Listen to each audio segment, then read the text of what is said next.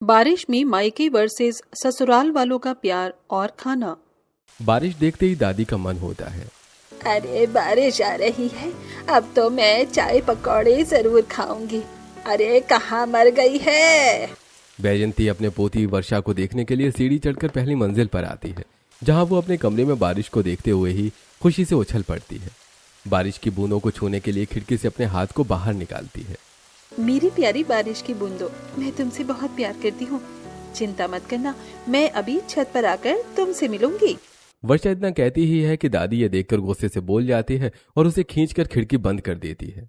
क्या हो रहा है ये सब? तुझे मना किया है ना? दादी, आपने बारिश में जाने से मना किया है ना। मैं तो बारिश में नहीं गई हूँ ना, बस मैंने अपना खिड़की से हाथ बाहर निकाला है।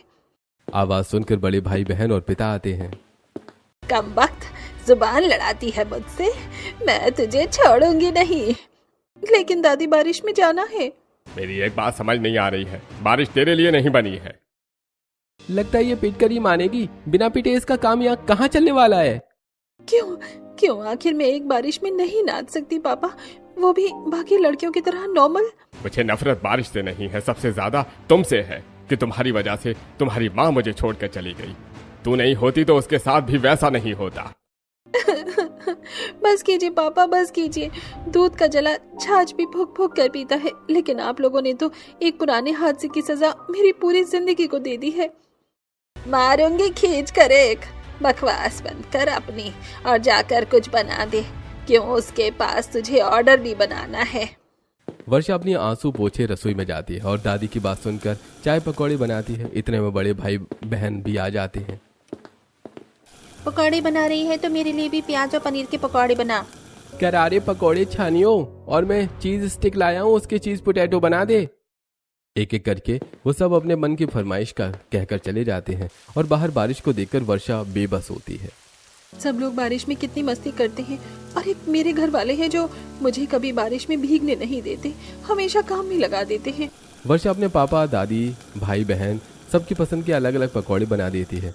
जैसे ही उसका खाने का मन करता है तो दादी के पैरों की आहट सुनकर वापस पकौड़ा रख देती है। अरे ओ कमबख्त, जब बारिश खत्म हो जाएगी डायन, तब चाय पकौड़े लेकर आएगी क्या है? जल्दी लेकर आ पकौड़े। दादी, इतने गर्म पकौड़े हैं। मुंह मत चला, जल्दी ला बाहर। वर्षा सबके लिए चाय पकौड़े बनाकर ले आती है। सब लोग बैठकर मजे से पकौड़े खाते हैं और वर्षा खड़े खड़े उन्हें देखती रहती है। इस बारिश में मुझे सिर्फ पकौड़े पसंद हैं। प्याज के पकौड़े खत्म हो गए हैं और मेथी के भी बनाकर लेकर आ। लाए पापा। एक तरफ बार बार पकौड़े की प्लेट खत्म होती है, दूसरी तरफ वर्षा बार बार पकौड़े बनाकर लेकर आती है। जब पकौड़े की आखिरी प्लेट लाती है और भाई चीज पोटैटो खा रहा होता है, तब वो एक चीज पोटैटो उठाकर खाती है कि भाई हाथ से छीन लेता है। ओ, तेरी हिम्मत कैसे हुई मेरी प्लेट में हाथ मारने की? ये सब कुछ मेरा है। भैया, ये सब मैंने बनाया है, थोड़ा सा खाने को दे दो। एक भी पकौड़ा नहीं मिला मुझे, और ये भी नहीं मिला। ओह, झूठ तो कम बोल कि तुझे कुछ भी नहीं मिला। हमें सब पता है, रसोई में जितनी बार भी पकौड़े बनाने और लेने गई है, तब तक तू भर भर के आई है अपने मुंह में। चल यहाँ से, अपनी गंदी नजर हटा। तुझे कोई भी चीज खाने को नहीं मिलेगी। मैं झूठ नहीं बोल रही दादी, मैंने कुछ नहीं खाया। जाकर पापड़ बनाने की तैयारी कर। वो रोते हुए खाली कमरे में जाकर आलू और केले के चिप्स काटने लगती है और एक प्लास्टिक पन्नी पर पंखे के नीचे फैलाकर बिछा देती है। फिर खराब रसोई को समेटती है। जैसे ही काम खत्म करके बाहर जाती है, तब तक बारिश बंद हो जाती है और गार्डन में पानी भरा हुआ होता है। बारिश तो चली गई और कुछ खाने को भी नहीं मिला। अरे खड़ी खड़ी घूर क्या रही है? पानी जम गया है, इसे साफ करके, वरना घर में गंदे पैर लाएंगे तो तुझे ही दिक्कत होगी। वर्षा वहां का पानी निकालकर सफाई करती है। अगले दिन तेज धूप आती है तो सुबह सुबह वर्षा सारे बने हुए पापड़ धूप में सुखा देती है। कितने सारे पापड़ हैं, ये बनाती मैं हूँ। कम से कम दीदी भैया मेरी मदद तो करवा सकते हैं ये सब सुखाने में, लेकिन ना कोई लेकर आता है ना लेकर जाता है। पूरी पापड़ की जिम्मेदारी मेरे सर है। अकेले में क्या बड़बड़ा रही है वर्षा? सुन, मेरे कपड़े प्रेस कर दे, मुझे कॉलेज के लिए निकलना है। और मेरे लिए फटाफट ऑमलेट बना। भैया, शाम को आते वक्त भुट्टा ले आओगे? मेरा भुट्टा खाने का मन है। तेरे से मैं जो बोल रहा हूँ ना, तूने उसका जवाब नहीं दिया। अपनी फरमाइश पूरी करवा रही है। कुछ नहीं लाऊंगा मैं, समझी? पापा मेरी पढ़ाई और आने जाने का पैसा मुझे देते हैं, तेरी फरमाइशों के लिए नहीं। ठीक है भैया, मैं समझ गई। वर्षा पापड़ सुखाने के बाद शिप्रा के कपड़े प्रेस कर देती है और फिर अपने भाई के लिए फटाफट रसोई में जाकर ऑमलेट बना देती है। भैया ये लो। भैया अब तो मैं आपका काम भी कर चुकी हूँ, अब भी नहीं लाओगे? हिंदी समझ नहीं आती क्या तुझे? एक तो तेरी वजह से माँ हमसे दूर हो गई, तेरी तो शक्ल देखना भी हमें पसंद नहीं है, लेकिन तुझे झेलना पड़ता है। अरे शुक्र कर तुझे इस घर से नहीं निकाल रहे हैं, रहने को मिल रहा है ना, वही बहुत है। क्यों मेरे पोते के पीछे पड़ी है? मिल गया सुबह सुबह तुझे रियलिटी चेक है? अब जाकर सौंफ वाला दूध लेकर आ मेरे लिए। और पापड़ कितना सूख गए हैं। दादी बारिश नहीं आई तो पापड़ आज ही सही से सूख कर तैयार हो जाएंगे, क्योंकि कमरे में धीरे धीरे सूख रहे हैं। ठीक है, आम के अचार का ऑर्डर भी है, लेकिन बारिश की वजह से अभी मैं तुझे कुछ बोल नहीं रही, क्योंकि अचार खराब ना हो जाए। वर्षा फिर रसोई में जाकर दादी का सौंफ का दूध बनाकर उसे देती है और जब बची हुई चाय और ऑमलेट खाने जाती है तब शिप्रा, तुझे किसने बोला ये खाने को? रात की सूखी रोटी रखी है, वही खा। दीदी वो मैं कैसे खा पाऊंगी? क्यों तेरे पास मुंह नहीं है चबाने के लिए? जो बोल रही है कैसे खा पाऊंगी खाना? खाना है तो खा, वरना पापा को बुला लूंगी। पेट में बहुत जोर की भूख लगी थी और वर्षा खाने के लिए बेबस थी। इतने में शिप्रा उसका ऑमलेट खाकर कॉलेज के लिए निकल जाती है और वर्षा सूखी रोटी चाय के साथ जैसे तैसे चबा कर खाती है। पता नहीं क्यों हर चीज का कसूरवार मुझे समझा जाता है। मैंने तो माँ को देखा भी नहीं है, मुझे माँ का प्यार नहीं मिला। मेरे बड़े भाई बहनों को तो माँ का प्यार भी मिला है, और जो कुछ भी हुआ उसकी वजह मैं कैसे हो सकती हूँ?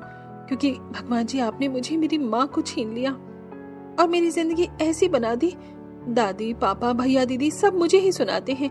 माँ इस दुनिया में अपने परिवार के बीच होने के बाद भी मैं बहुत अकेली हूँ। काश मुझे आपका प्यार मिल पाता, लेकिन मेरे नसीब में कहाँ परिवार का प्यार लिखा है।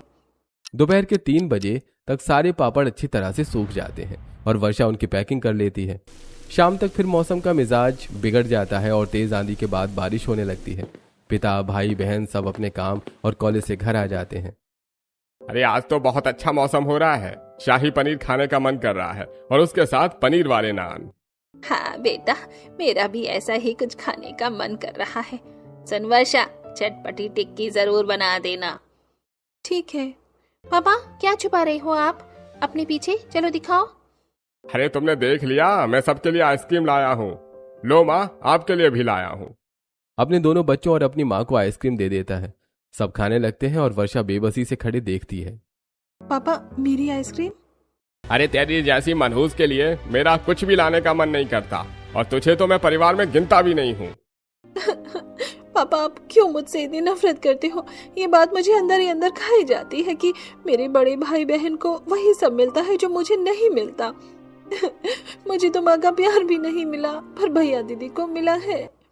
यही तो सबसे बड़ी वजह है तुझसे नफरत करने की। तूने हमारी माँ को छीन लिया और तूने मेरी पत्नी को छीन लिया, और सब कुछ छीन जाने के बाद तुम मुझसे ये उम्मीद करती है कि मैं तुझे प्यार करूं, तुझे खाने पीने की चीज दूं? नहीं, नफरत है इस बारिश में तू पैदा हुई और वो मुझे छोड़कर चली गई। दिन गुजरते हैं, वर्षा के साथ उसके घर वाले उसके साथ ऐसा ही बर्ताव करते हैं। खाने पीने को कुछ भी अच्छा नहीं मिलता। जमीन पर सोती है तो कीड़े छिपकली चूहे उसे परेशान करते हैं।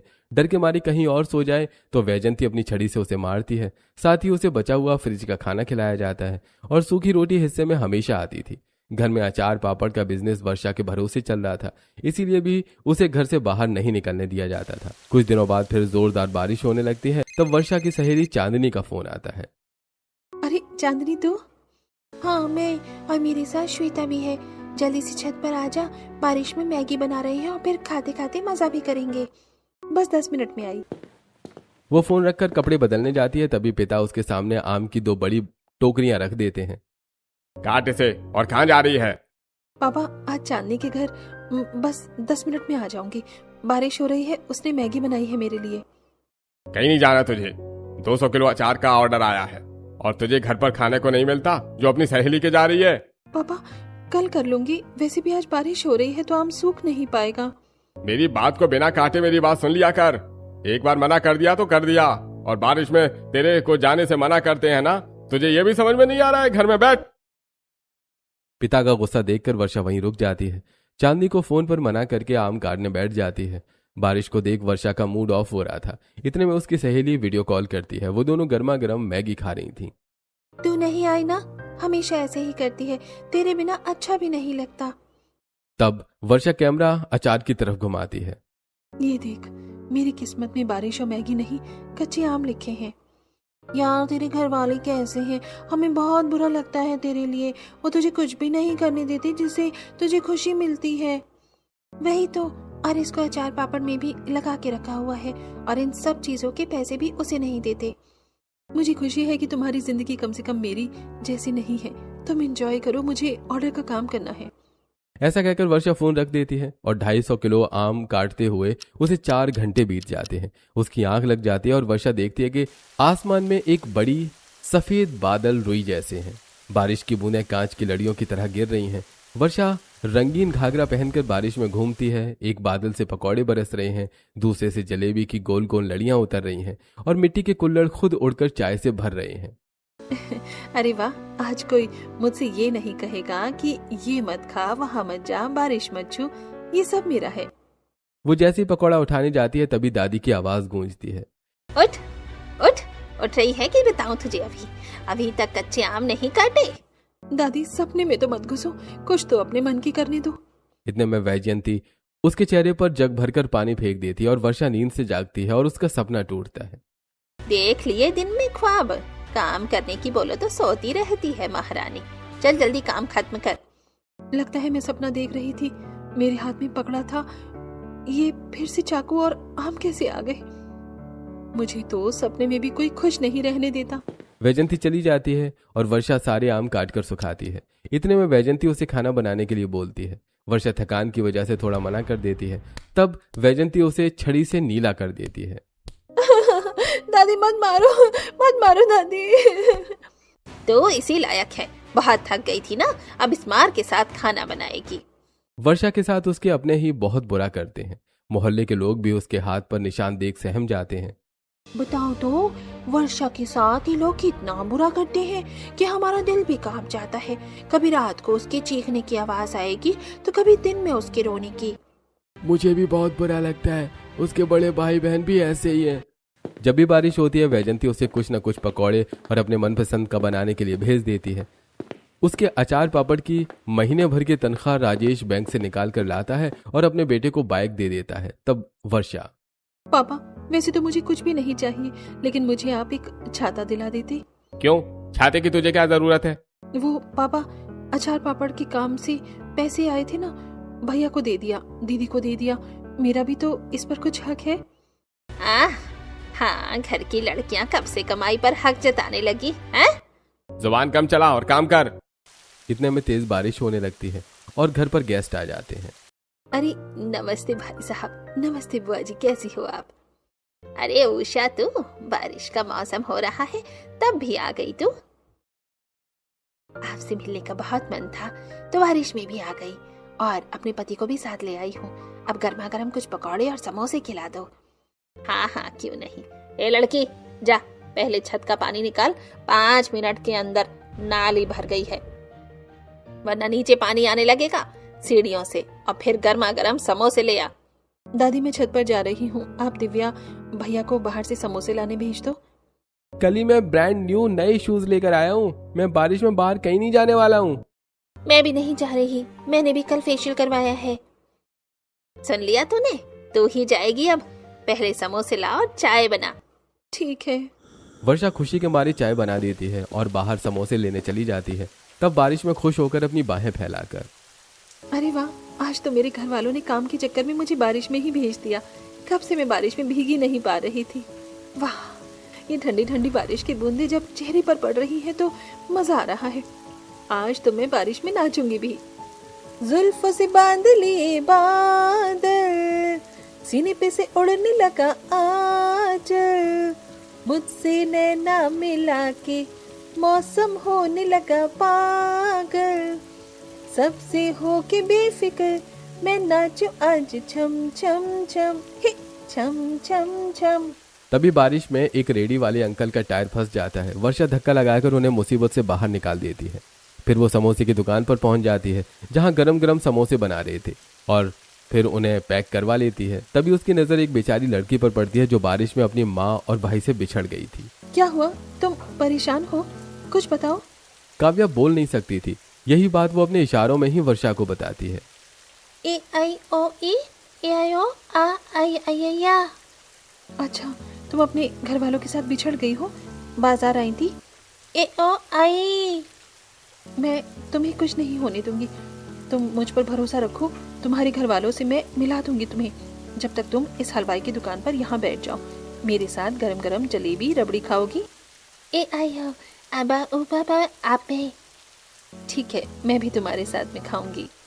वर्षा काव्या की ठंड लगने पर उसे अपनी चुन्नी उड़ा देती है और उसके इशारों से उसका नाम भी जान जाती है और उसे ढेर सारी बातें करती है। साथ में वो गरम जलेबी रबड़ी भी खाते हैं। पता है, मेरा कोई दोस्त नहीं है, इसलिए मैं तुम्हें अपनी दोस्त मानकर तुमसे अपनी खुशी जाहिर करना चाहती हूँ। आज से पहले मैं कभी खुश नहीं थी ना बारिश में घूमी, ना मैंने ये खाया। मेरे घर वाले तो मुझे देते ही नहीं है। काव्या से हाथ के इशारे करके उसकी बातों का जवाब देती है। और तुम्हें बताऊं, मेरे घर में मेरी कोई नहीं सुनता, एक तुम ही हो जो आज मेरी बात सुन रही हो। ये सुनकर काव्या हंसने लगती है। इतने में उसके भाई और माँ उसे देख गले लगाते हैं। तेरी बहन मिल गई और कितना खुश है तू। आज पहली बार मैंने इसे इतना हंसते हुए देखा है। हाँ माँ, मैंने भी। तब काव्या इशारे से सारी बात अपनी माँ और भाई को बताती है। आयापा इयोपा याल आपापा। क्या सच में? इन्होंने तेरा बहुत ख्याल रखा और तुझे ये सब भी खिलाया? बेटी, तुम जो भी हो, तुमने मेरी बच्ची का ख्याल रखा। तुम्हें पता है, 4 साल में इस बच्ची ने किसी अनजान इंसान को खुद गले नहीं लगाया और ना कभी किसी पर विश्वास किया, और तुम इतनी आसानी से उसकी बात समझ गई। ये किसी खुशी से कम नहीं है। मेरी बहन को आपने ढूंढ लिया, उसके लिए धन्यवाद, वरना हम कहाँ ढूंढते इतनी बारिश में। कोई बात नहीं, इंसानियत के नाते ये मेरा फर्ज था। ओनो, मुझे तो घर पर जाना है, गेस्ट आए हैं, मैं चलती हूँ, बाय। वर्षा जल्दबाजी में घर पहुंचती और राजेश वहीं सुनाने लगता है। इतनी देर कैसे हो गई तुझे? समझ नहीं आता? कोई मेहमान घर पर इंतजार कर रहा है, चाय भी ठंडी हो गई। वो समोसे बनने में टाइम लग रहा था, भीड़ बहुत थी। अच्छा। हाय हाय, कम वक्त कहीं की छींक यही मारेगी क्या? चल जा यहाँ से अंदर, कपड़े बदल। वर्षा खुशी के मारे कमरे में आकर मजे भी कर लिए और 2 बार मदद भी कर दी, और छींकने की एक्टिंग करके डांटने और मार से भी बच गई। अच्छा ये बात है, रुक अभी दादी को बताती हूँ। नहीं दीदी, नहीं, ऐसा मत करो।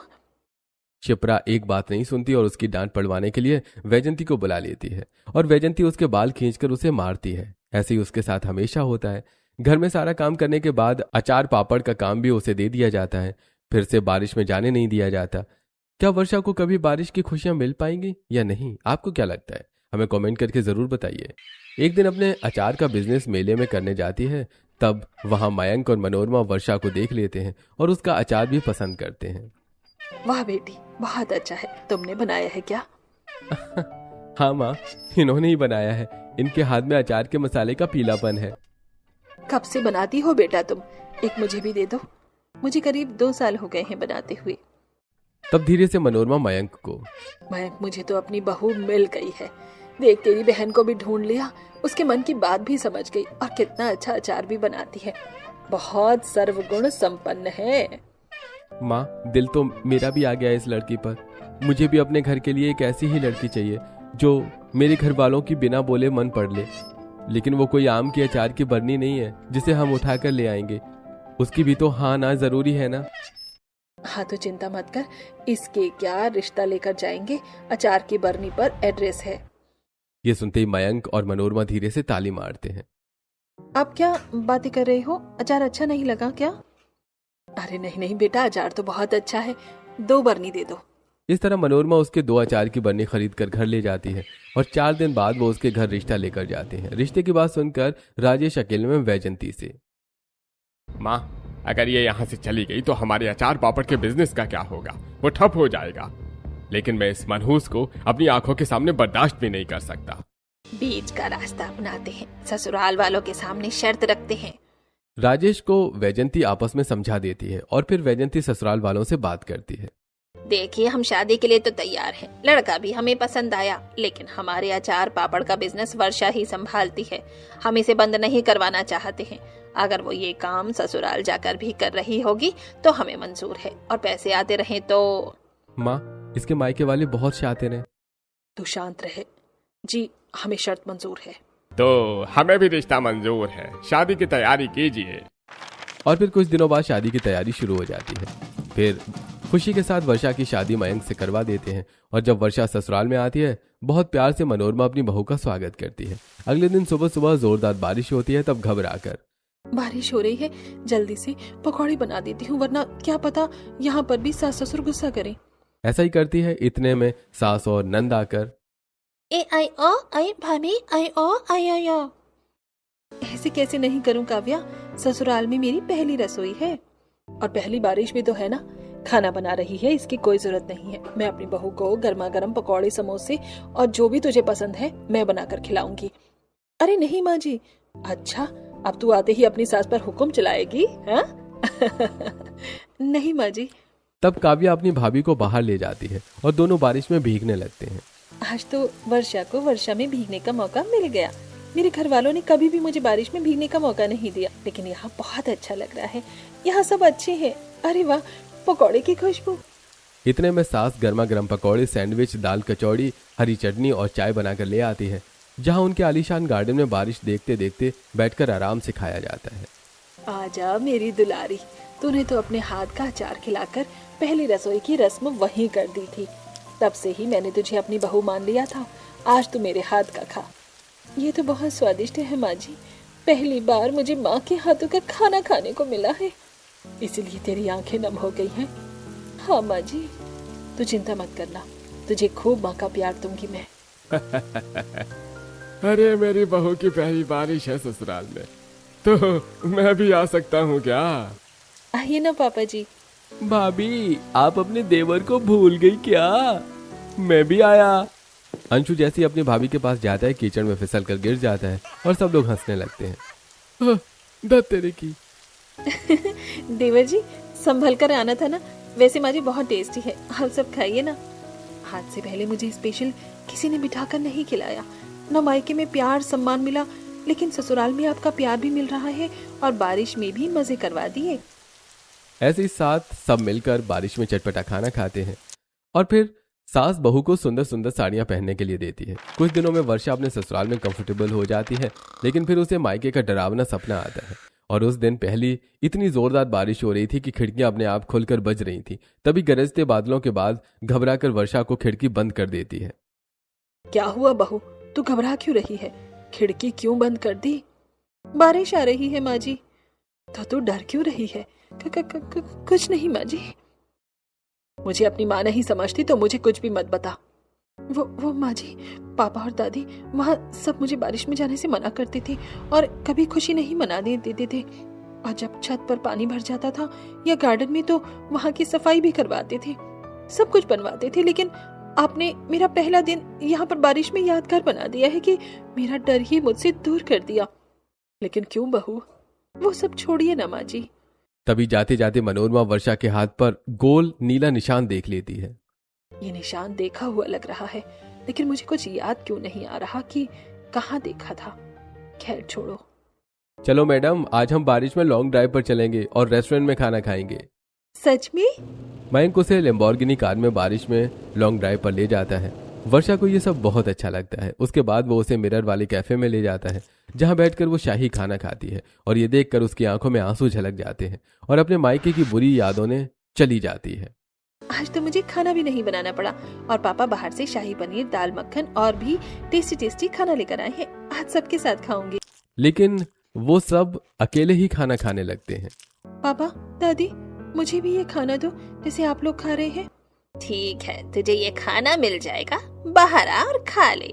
वैजंती उसे बाहर ले जाती है और खाना जमीन पर फेंक देती है। वही खाना कुत्ता खा रहा होता है। ये ले, सबकी छोटी थाली का खा ले, बिल्कुल इस कुत्ते की तरह, क्योंकि तेरी यही औकात है बड़ा ही शाही पनीर खाने वाली। सही किया दादी इसके साथ। तुमने तो मुझे खाना, खुशी, प्यार, बारिश सब एक साथ दे दी, जिसके लिए मैं तड़प रही थी। मुझे नहीं पता तुम्हारे मायके वालों ने तुम्हें कभी ये सब खुशियां क्यों नहीं दी, लेकिन तुम ये सब डिजर्व करती हो। मयंक उसे अपने हाथ से खाना खिलाता है। घर जाने के बाद देवर उसको गरम गरम कॉफी बनाकर देता है। लीजिए भाभी, एक्सप्रेसो कॉफी। देवर जी, इसकी क्या जरूरत थी?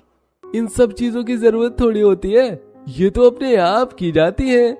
फिर काव्या भी अपनी भाभी के लिए सूट लेकर आती है। ये तुमने बनाया है मेरे लिए? आई ओ आ आ। आप लोग मेरे लिए जो करते हो ना, वो आज तक किसी ने कभी किया ही नहीं। Thank you so much. Varsha अपने ससुराल वालों के साथ खुश है, लेकिन कुछ दिनों बाद बारिश आती ही नहीं है। उसका मन उदास हो जाता है और बादलों को देखकर बात करने लगती है। कितने दिन से बारिश नहीं आ रही। ओ बादल, तुम बरस क्यों नहीं रहे हो? देखो मैं तुम्हें मारूंगी, चुपचाप बरसना शुरू हो जाओ। अच्छा ठीक है, फिर बात भी नहीं करना। हमारी बहू भी किसी बच्चे से कम नहीं है। अरे मनोरमा कब से बारिश का इंतजार कर रही है। बारिश होगी ना तो ऐसे बारिश में जरूर ले जाना। हाँ क्यों नहीं। और फिर सबके सो जाने के बाद रात को 1:30-2 बजे तेज हवा चलने लगती है और झमाझम बारिश होने लगती है। तेज बारिश की आवाज से वर्षा की नींद तो खुल ही जाती है और साथ में अखिलेश और मनोरमा की भी। वर्षा खिड़की से बाहर हाथ निकालती है। क्या फायदा, इस टाइम नहा भी नहीं सकते। लेकिन मैं तुम्हारी ये इच्छा पूरी करके रहूंगा। बारिश में जाना है? नहीं। तभी सास गर्मा गर्म चाय पकौड़े बेसन का पनीर चीला बनाकर लेकर आती है। अपनी बहू का हाथ पकड़कर छत पर ले जाती है, जहां पहले से ही सब मौजूद होते हैं और सब एक साथ देखकर उसे कहते हैं, सरप्राइज भाभी, चलिए बारिश में खाते खाते नहाते हैं। इतनी रात को, और क्या। ससुर छत की रंग बिरंगी लाइट ऑन कर देता है। फिर बहू के ससुराल वाले उसके मन मुताबिक माहौल सेट करते हैं और वो नाचते गाते रात में मस्ती करके थक के सो जाते हैं। अगले दिन काव्या अपनी सहेली से मिल रही थी। उन सहेलियों को देखकर वर्षा, काश मैं भी अपनी सहेलियों से मिल पाती। चांदनी, श्वेता, इस बारिश में उनसे कभी मिल ही नहीं पाई। अब तो तुम्हारी सहेलियों को मुझे बुलाना ही होगा। मयंक वर्षा का फोन चेक करता है और उसकी सहेलियों को घर पर बुलाता है। अपनी सहेलियों को एकदम से सामने देखकर वर्षा खुशी से पागल हो जाती है और दोनों को गले लगा लेती है। तुम दोनों, चांदनी, श्वेता, यहाँ कैसे? तुम्हें कैसे पता मेरा ससुराल यहाँ है? तो कुछ नहीं बताएगी इसका मतलब ये नहीं कि कोई हमें नहीं पूछेगा। जीजू सच में बहुत अच्छे हैं, उन्होंने ही हमें यहाँ बुलाया है। Thank you so much Mayank ji. आपको कैसे पता चल जाता है कि मुझे क्या चाहिए और आप वही ला कर दे देते हैं? बस तुम्हारे मुंह से मुझे यही सुनना था। अब मैं मोक्ष को प्राप्त कर सकता हूँ। बकवास बंद कीजिए, कैसी बातें कर रहे हैं आप? बारिश होने लगी, चल आज अपना अधूरा सपना पूरा करते हैं। श्वेता वर्षा और चांदनी को ले जाती है और देखने लगते हैं। म्यूजिक चलाकर डांस करने लगते हैं। ससुराल वाले बहू को खुद देख ताली बजाते हैं। इतने में अचानक से उसके सारे मायके वाले आ जाते हैं। राजेश और वैजंती उसे देखकर गुस्सा होते हैं और म्यूजिक बंद कर देते हैं। तुम्हारी हिम्मत कैसे हुई बारिश में इस तरह नाचने की? मना किया है ना तुम्हें? अरे हम तो अचार पापड़ का हिसाब करने आए थे, लेकिन यहाँ तो ये पंख फैला कर नाच रही है। हमें इसके पंख पहले ही उतार देने चाहिए थे। आप कौन होते हैं इसके पंख उतारने वाले? और ससुराल में ये कुछ भी कर सकती है। आपने उसके साथ पहले जो जुल्म किया है, वो काम किया है। क्या था वो? कैसे मायके वाले हैं, बेटे की खुशी नहीं देखी जाती। हमदन जी ये इसी के लायक है, ये मनहूस है। इसकी वजह से ही मेरी बीवी मोहिनी चल बसी। इसलिए मुझे इससे और बारिश दोनों से नफरत है, क्योंकि इससे पैदा होते ही वो मर गई थी। 1 मिनट, मुझे कुछ याद आ रहा है। कहीं इसका जन्म 4 जुलाई को तो नहीं आता? रात के 9 बजे पैदा हुई थी बारिश में। हाँ, लेकिन ये आपको कैसे पता? हे भगवान, इसका मतलब ये वही है जो मेरे सामने पैदा हुई थी। देखिए समधी जी, मुझे सब याद आ गया है और आप मेरी बहू को उसकी माँ की मौत का कसूरवार नहीं कह सकते, क्योंकि इसने तो उसकी जान बचाई थी। कुछ भी बकवास मत कीजिए। बकवास नहीं कर रही हूँ। आज से 23 साल पहले वो रात में नहीं भूल सकती। बहुत तेज बारिश हो रही है। मनोरमा अपनी बहन वैष्णवी को खाना देने आती है और वो मोहिनी की डिलीवरी के लिए बहुत परेशान थी। मनोरमा, तू मेरे लिए खाना क्यों लाई है? मेरे पास बहुत मुश्किल केस है। क्या हुआ दीदी? कहीं आप उस केस की बात तो नहीं कर रहे हो जो आपने मुझे बताया था कि एक औरत का इम्यून सिस्टम बहुत खराब है, लीवर वगैरह का, लेकिन प्रेगनेंसी की वजह से मिरेकल हो गया, उसको जिंदगी जीने का और मौका मिल गया। हाँ, ये वही केस है, लेकिन आज अगर उसकी डिलीवरी हो गई तो उसके जीने के चांस कम हो जाएंगे। इसका बच्चा बहुत बहादुर है जो उसने अपनी माँ को 9 महीने जीने दिया। सबसे बड़ी मुश्किल बात, इसने अपने पति को ये बात आज तक नहीं बताई। तो आप बता देना। नहीं नहीं डॉक्टर, वो ये बात बर्दाश्त नहीं कर पाएंगे। मुझे बहुत प्यार करते हैं वो। उन्हें मत बताना।